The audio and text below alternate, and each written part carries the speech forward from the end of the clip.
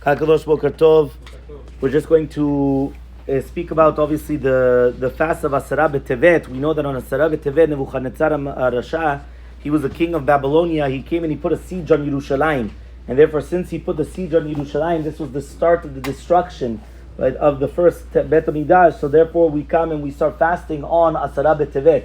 Remember that anything that had to do with the destruction of the Bet HaMikdash during Mincha time, we start with Shema Koli. So that's why we start with Shema Koli, whether it's going to be on Asara Tevet, and that's connected. Asara Tevet with Shiva Asar Tammuz and the fast of Tisha B'Av. Those three fasts are connected. Tzom Gedaliah is not connected to any of those three in that sense, and also Ta'anit Esther is also not connected. But these three, which are done for the Churban HaBayit, this is actually the ones which we're going to start from these. Now, in all of these fasts, other than Tisha B'Av, you're allowed to wash yourself, to anoint yourself, to put on regular shoes, to have marital relations, and technically you're allowed to even take a full hot shower on the Tani Tzibur. Somebody that's going to be machmir not to take a hot shower, tavo alav beracha. However, though, again, mitzad adin, everything is going to be permitted.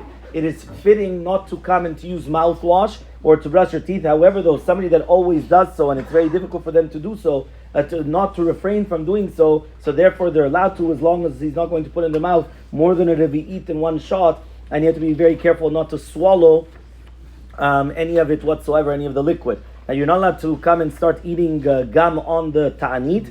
Obviously, the ones which are of ta'aniot, of who has to do the ta'anit and not, obviously we know that these fasts are much more lenient than Tisha B'Av, and therefore if it's going to be a person that's going to be a choler shemo sakana and he really needs to eat, so or to drink, or sometimes there has different medicines, and other than that, obviously ask your local Orthodox rabbi and they'll tell you exactly what is your position, but it's going to be much more lenient than the other types of ta'aniot. Now, to do with the anenu, we know that our minhag is already to do anenu the night before the ta'anit, and we continue going for shachrit and also for mincha, unlike Ashkenazim and also Adot Mizrach, right? And therefore, a person should just pay attention that you're doing the anenu in the middle of Shema Kolenu. The Shliach Tzibur does it right after the Refayenu or before the Refayenu. However, though, a person should just realize that if they do forget it, they do not retract. So that's going to be that halakha. The last halakha we'll mention is, if you remember, is that we're going to be doing mincha this afternoon, Be'ezrat Hashem, at 5:20. Now, when we do mincha at 5:20, we do it with tefillin. The reason why is because it's based upon the Rambam. The Bet Yosef brings us down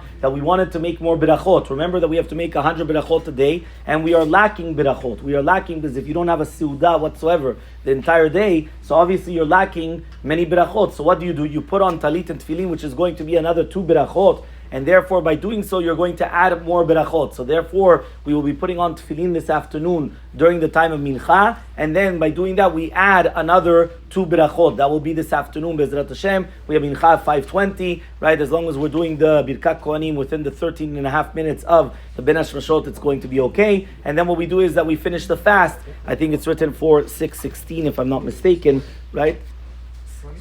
6:20, it could be, let me see what it's written here, or 6:19 or 6:20, whichever one that it is that we wrote down in the bulletin. That's going to be the time of the ending of the fast that we have to actually just pay attention, and that's a Be'ezrat Hashem.